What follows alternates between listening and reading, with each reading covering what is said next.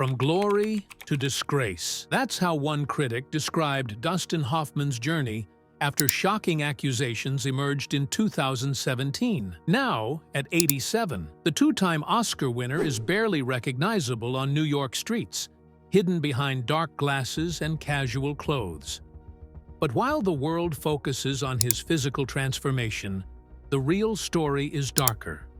How one of cinema's greatest actors lost his reputation, his power, and the respect of an industry he once ruled. Dustin Hoffman was born on August 8, 1937, in Los Angeles, California. His family wasn't rich or connected to Hollywood glamour. His father, Harry Hoffman, used to work at Columbia Pictures as a prop supervisor, but lost his job during the Great Depression. After that, he sold furniture to make ends meet. Dustin's mother, Lillian, loved the idea of show business, but never got the chance to follow that dream. From a young age, Dustin's life was full of challenges. He couldn't talk until he was 3, which worried his parents. Even physically, he was slower to develop than most kids. His family moved a lot, and they didn't have much money. This made Dustin feel like he didn't fit in anywhere. He was small for his age, had braces, and battled terrible acne as a teenager. He didn't do well in school either, which made him feel even more out of place, especially because his older brother Ron was so successful in academics. To deal with all this, Dustin turned to humor. He made jokes to get attention and approval from others, even if it meant making fun of his teachers. His parents wanted him to have a talent, so they decided he should become a concert pianist. Back then, this was a big deal for Jewish families, and Dustin later joked that being a pianist was like the ultimate dream for his parents. But music didn't excite him. After high school, Dustin went to Santa Monica City College to study music, but he didn't do well there either. His grades were terrible, and he dropped out after just 1 year.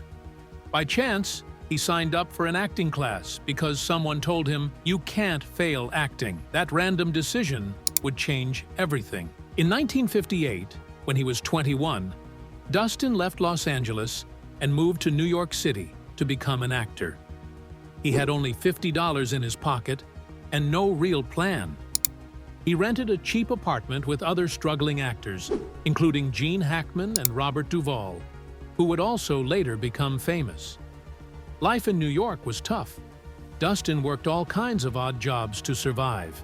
He was a waiter, a toy demonstrator at Macy's, a typist, and even worked at a psychiatric institute. He once got fired from a waiter job because he spent too much time listening to the music at the club where he worked. Dustin never gave up on acting. He trained at acting schools, taught kids in Harlem, and even directed small theater plays. He auditioned for the prestigious Actors Studio 5 times before finally being accepted. But even with all this effort, he faced constant rejection. His first stage role in New York was unpaid. He barely had enough money to survive, and even had to rely on unemployment benefits to get by. Still, he refused to quit.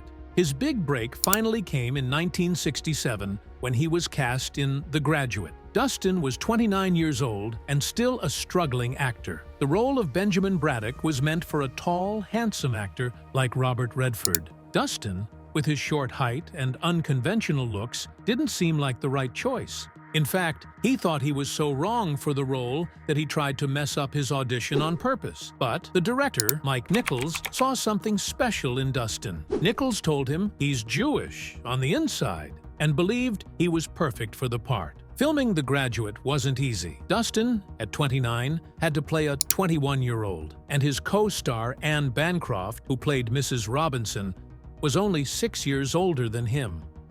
Some people doubted Dustin at first. One co-star even said he seemed tiny during their scenes together. But when the movie came out, it was a massive success. Audiences loved Dustin's portrayal of the awkward and confused Benjamin Braddock. The movie made over $100 million and became the highest-grossing film of 1967. Dustin earned an Oscar nomination and his career finally took off. Even though he only got paid $20,000 for the role, it changed his life forever. Dustin's success in The Graduate changed how Hollywood saw leading men. Before him, stars were usually tall, handsome, and fit the classic heartthrob image. Dustin didn't look like that, but audiences loved his emotional depth and relatable character. Dustin Hoffman's acting career is full of hard work, incredible skill, and big risks. He won his first Oscar on April 14, 1980, for Kramer vs. Kramer. In the movie, he played Ted Kramer, a father learning how to take care of his son after a divorce. The filming was intense and lasted 79 days. Hoffman wanted the character to feel real, so he asked for changes to the script. He even smashed a wine glass during filming to make his young co-star, Justin Henry, cry for an emotional scene. His performance was raw and emotional, showing Ted's journey from a busy worker to a caring father. Hoffman won his second Oscar on March 29, 1989, for Rain Man. He played Raymond Babbitt, an autistic savant, with incredible detail. Hoffman spent hundreds of hours learning about autism. He visited hospitals, talked to families, and studied a man named Kim Peek, who inspired the character. Hoffman memorized parts of the phone book and stayed in character even after filming ended, wearing Raymond's clothes for 12 weeks. His dedication helped the movie raise awareness about autism, with more people learning about the condition because of the film. Hoffman's ability to play very different roles is amazing. In Midnight Cowboy, he played Ratso Rizzo, a sick and struggling con man. To act the part, he put rocks in his shoes, to limp and lost weight by eating only crackers and cottage cheese. He also lived on the streets for weeks to feel what his character went through. The famous line, "I'm walking here," was something he shouted when a real taxi almost hit him during filming. It made the scene unforgettable. In Tootsie, Hoffman went the opposite direction. He played Dorothy Michaels, a woman, and spent hours every day in makeup to look believable. He practiced speaking in a softer voice and even went to his daughter's school dressed as Dorothy to see if people believed it. They did. Playing Dorothy changed Hoffman's view of women. He said later, it made him realize how unfair beauty standards were and how he had judged women in the past. Hoffman worked with some of the best directors and actors. In The Graduate, Mike Nichols pushed him hard, making him film the same scene over and over. For Marathon Man, Hoffman worked with Laurence Olivier, who didn't agree with his intense method acting. When Hoffman stayed awake for days to look tired, Olivier told him, "Why don't you just try acting?" Even with their differences, they created amazing scenes together. Hoffman's method acting is legendary. For Papillon, he lost a lot of weight and wore real chains that left scars. During Marathon Man, he stayed awake for so long he started seeing things that weren't real, and filming had to stop. For Rain Man, he learned to count cards so well that casinos banned him during filming. But this dedication wasn't easy. Hoffman struggled with anxiety and had trouble sleeping. After playing Willie Loman in Death of a Salesman, he checked into a hospital because the sadness of the role stayed with him. Even with these challenges, Hoffman believed his method was worth it. He once said, "If you're not willing to risk your sanity for a role, you're not an actor. You're just a guy who stands in front of a camera." In the 1990s and 2000s, Dustin Hoffman's career changed. He went from being a leading man to taking on unique and character-driven roles. On December 11, 1991, he played Captain Hook in Steven Spielberg's Hook. This role was very different from anything he had done before. The movie made $300 million worldwide, but some critics didn't like it. Even so, people loved Hoffman's performance because he made Captain Hook both scary and entertaining. This marked the start of a new phase in his career. In 1997, Hoffman starred in Wag the Dog, a political comedy that seemed almost too real. It came out on December 25th, just weeks before the Monica Lewinsky scandal broke in real life. Hoffman played Stanley Motz, a Hollywood producer who fakes a war to distract from a presidential scandal. His performance was so good, it earned him his 7th Oscar nomination. The movie cost $15 million to make, but earned $64.3 million, proving Hoffman was still a big draw for audiences. The following year, on March 6, 1998, Hoffman appeared in Sphere, a science fiction movie with Sharon Stone and Samuel L. Jackson. The film didn't do well at the box office, making only $73 million compared to its $100 million budget. Despite this, Hoffman's role as Dr. Norman Goodman, a psychologist, showed how willing he was to try new genres and bring depth to unusual stories. In 2004, Hoffman took a lighter turn with the comedy Meet the Fockers, which came out on December 22nd. He played Bernie Focker, the fun and eccentric father of Ben Stiller's character. The movie was a massive hit, earning $516.6 million worldwide. It introduced Hoffman to a younger audience and showed off his comedic side. The sequel, Little Fockers, came out on December 22, 2010, and even though critics didn't love it, it still made $310 million globally. At age 75, Hoffman tried something new. He directed a movie called Quartet, about retired opera singers. It premiered at the Toronto Film Festival on September 9, 2012, and was released in theaters on January 11, 2013. The movie had a talented cast, including Maggie Smith, Billy Connolly, and Tom Courtenay. Hoffman wanted the film to feel real, so he used retired musicians as extras. The movie's classical soundtrack even hit #1 on the UK charts. Critics praised Hoffman for his thoughtful direction, and the movie made $60.3 million on an $11 million budget. In 2008, Hoffman surprised everyone by doing voice acting. He played Master Shifu, a wise but grumpy martial arts teacher in Kung Fu Panda. The movie was a huge success, making $631.7 million worldwide and earning an Oscar nomination. Hoffman said voice acting was hard for him, but he stuck with it. He returned for the sequels in 2011 and 2016, and each movie made over $500 million. The Kung Fu Panda series became a massive hit, and Hoffman's voice work was loved by fans of all ages. More recently, Hoffman has taken on smaller but meaningful roles. In 2017, he starred in The Meyerowitz Stories with Adam Sandler and Ben Stiller. The movie, which was released on Netflix, focused on family relationships. Hoffman played Harold Meyerowitz, a retired artist struggling with his legacy. Critics said this was one of Hoffman's best performances in years. In 2018, he appeared in a crime drama called Into the Labyrinth, where he played a profiler solving a kidnapping case. In 2023, Hoffman starred in Sam and Kate with his son, Jake Hoffman. The movie was about a father dealing with health problems and his relationship with his son. This role let Hoffman explore real-life father-son dynamics on screen. Behind the scenes, the filming of Kramer vs. Kramer in 1979 was filled with shocking tensions between Dustin Hoffman and Meryl Streep. Right on the first day of shooting, Hoffman slapped Streep across the face without warning before their first scene. He was 42, and she was 29. Hoffman, going through his own messy divorce, took out his frustrations on her during filming.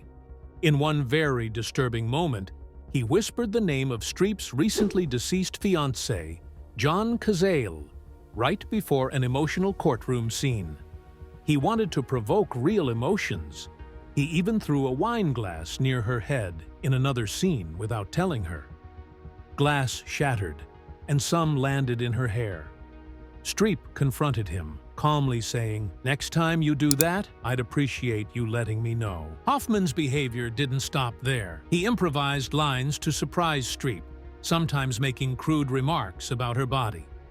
At their first meeting, he touched her breast and joked, "I'm Dustin Hoffman," being deliberately obnoxious. Despite all this, Streep remained professional, delivering a performance that won her an Oscar. Years later, in 2018, she called Hoffman's actions overstepping and said they were not acceptable for any workplace, including a movie set. During Tootsie in 1982, Hoffman clashed constantly with director Sidney Pollack. The 7-month shoot was full of heated arguments. Hoffman had spent years developing the project and had unusual control over the film, which created constant power struggles with Pollack. Hoffman and the screenwriter often rewrote scenes on weekends, causing delays when new script pages were presented on Mondays. These changes disrupted the schedule and led to intense on-set confrontations. Pollack found an odd solution to the problem. He noticed Hoffman was easier to work with when he was dressed as his character, Dorothy Michaels. Pollack started waiting until Hoffman was in full costume and makeup before discussing changes. Somehow, Dorothy was more cooperative than Hoffman himself. This workaround kept the production moving, but the personal tension between Hoffman and Pollack lasted until filming ended. Pollack later joked that he would trade his Oscar to get back the 9 months he spent working with Hoffman. Despite all the chaos, Tootsie became a huge success, earning 10 Oscar nominations. Hoffman's reputation for being demanding has followed him throughout his career. His perfectionism is legendary, but it has caused problems on many sets. During Marathon Man in 1976, Hoffman stayed awake for 3 days straight to make his character's exhaustion feel real. His co-star, Laurence Olivier, famously told him, "My dear boy, why don't you just try acting?" Hoffman's obsession with detail extended to everything, not just his acting. On Tootsie, he insisted on 150 screen tests over 2 years to perfect his character's look. He often pushed for countless retakes, frustrating directors and actors. On Kramer vs. Kramer, he rewrote parts of the script and demanded long, grueling workdays to get things exactly how he wanted. In Death of a Salesman in 1984, his co-star, John Malkovich, called him impossible to work with. Hoffman constantly needed validation and took over rehearsals, leaving little room for others. But many people admit that his demanding nature often leads to extraordinary performances. In late 2017, serious accusations of sexual misconduct against Dustin Hoffman came to light, shocking Hollywood. It started on November 1st, 2017, when writer Anna Graham Hunter published a column in The Hollywood Reporter. She said Hoffman had sexually harassed her when she was a 17-year-old production intern on the set of Death of a Salesman in 1985. This first accusation opened the door for more stories, and soon, 7 other women came forward with similar allegations spanning decades. The accusations varied, from inappropriate comments to serious claims of sexual assault. Melissa Kester, a recent college graduate at the time, alleged that Hoffman assaulted her while recording audio for the 1987 film Ishtar. Another woman, identified only as Carolyn, claimed Hoffman assaulted her in a recording studio during the same time. Corey Thomas, who was just 16, and a friend of Hoffman's daughter, said he exposed himself to her in a hotel room. Other women shared stories of misconduct going back even further. Actress Catherine Rossetter accused Hoffman of repeatedly groping her during the 1983 Broadway revival of Death of a Salesman and its TV movie adaptation. A woman using the pseudonym Pauline alleged that Hoffman exposed and touched himself in front of her in 1973 when she was only 15 years old. Together, these stories painted a disturbing picture of Hoffman's behavior, spanning nearly 5 decades. The volume and consistency of these claims were staggering. Hoffman, known as one of the most respected actors in Hollywood and a 2-time Oscar winner, suddenly became one of the most prominent figures implicated in the hashtag #MeToo movement. The revelations significantly changed how people viewed his career and legacy. When the allegations first surfaced, Hoffman's response was a mix of apology and denial, which left many confused. After Anna Graham Hunter's story came out, Hoffman quickly released a statement saying, "I have the utmost respect for women and feel terrible that anything I might have done could have put her in an uncomfortable situation. I am sorry. It is not reflective of who I am." As more accusations came out, Hoffman became more defensive. During a public panel on December 4, 2017, for the 20th anniversary of Wag the Dog, moderator John Oliver confronted him directly about the allegations. The conversation quickly turned heated.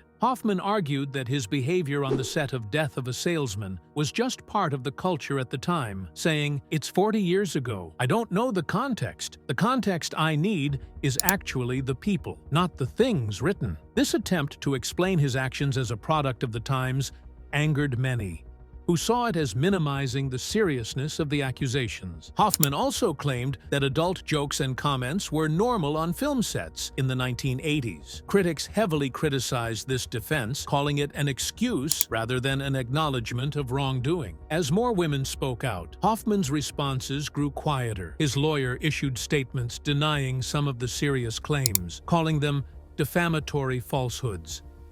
However, Hoffman himself avoided the public eye, canceling appearances and staying away from interviews.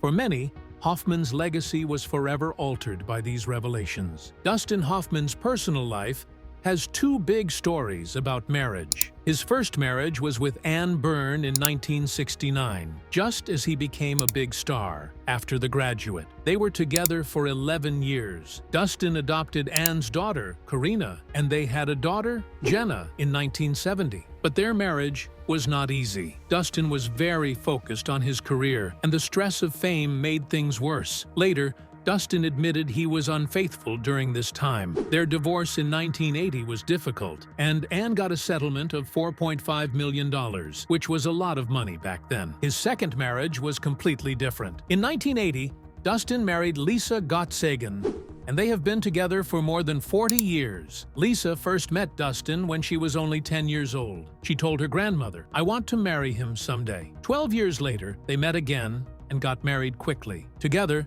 they had 4 kids: Jake, Rebecca, Max, and Alexandra. On their first date, they talked about having kids.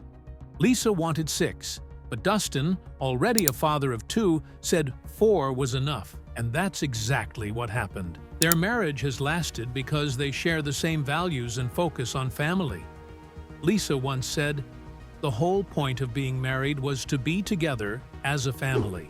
Being a father changed Dustin in many ways, even in his work. When he made Kramer vs. Kramer in 1979, the story about a father fighting for his son was very close to what he was going through during his divorce.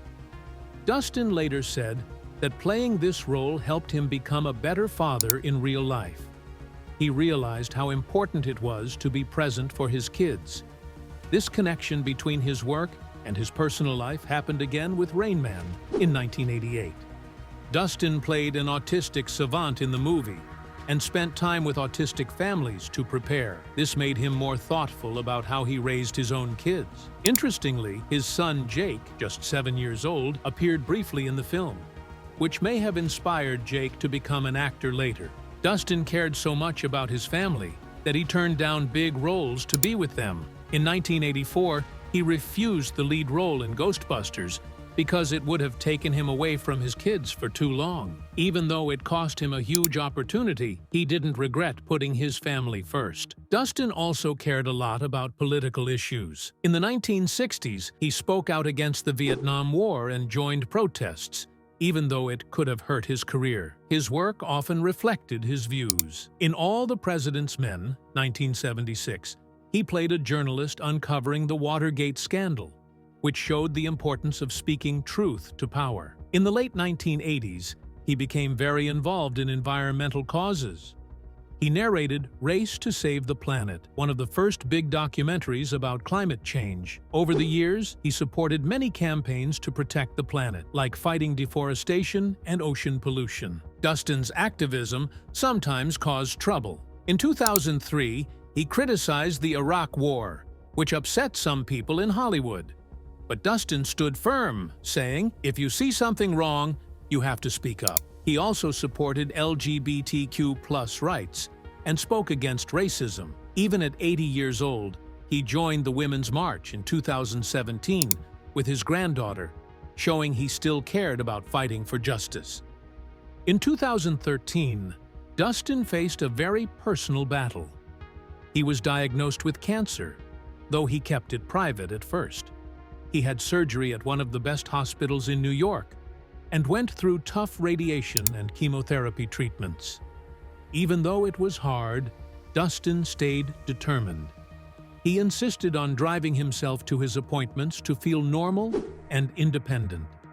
He later admitted he was scared, but used that fear to push himself to recover. In the end, he beat cancer, showing the same strength he always had in his life. Dustin Hoffman, the famous actor loved for movies like The Graduate and Rain Man, has been seen in public only a few times recently. On September 18, 2024, at the age of 87, he was spotted walking in New York City. People barely recognized him. He looked very different from his old self. His clean, polished look was gone. Instead, he had scruffy white stubble, wore a black hat, and hid behind sunglasses. Fans and photographers were surprised by how much he had changed and wondered what his life was like now. Hoffman's new look wasn't just about his face. His whole style seemed different. On October 1st, 2024, he was seen having lunch with his wife, Lisa, at a place called Il Buco in New York City. He wasn't dressed in the classy way people remember from red carpet events. Instead, he wore sweatpants, a hoodie, and a baseball cap. His gray hair was longer than usual, making him look even more different. Many fans felt it was hard to believe this casual man was the same actor they admired for years. These sightings started conversations about how even the biggest stars change with age. Many media outlets called Hoffman unrecognizable, showing how much time can transform even the most familiar faces. But even with all the changes, Hoffman still has a presence that grabs attention. On March 3, 2024, he made a rare appearance at the premiere of Kung Fu Panda 4. He voices the character Master Shifu in the movie. This time, he brought two of his grandchildren along, showing a sweet and family-focused side of himself that fans rarely see. Even at 87, Hoffman hasn't stopped working. In fact, he is still taking on exciting projects. One of the biggest is Megalopolis, a science fiction movie directed by Francis Ford Coppola. It comes out on May 17, 2024. Hoffman stars with big names like Adam Driver and Natalie Emmanuel. The story is about rebuilding New York City after a huge disaster. This is one of Hoffman's first major blockbuster films in years, and fans are excited to see him in it. There have been rumors that Hoffman might retire, but he keeps proving them wrong. He is set to star in a crime thriller called Tuner, directed by Daniel Roher, and another movie called Luca Mortis, which is already finished.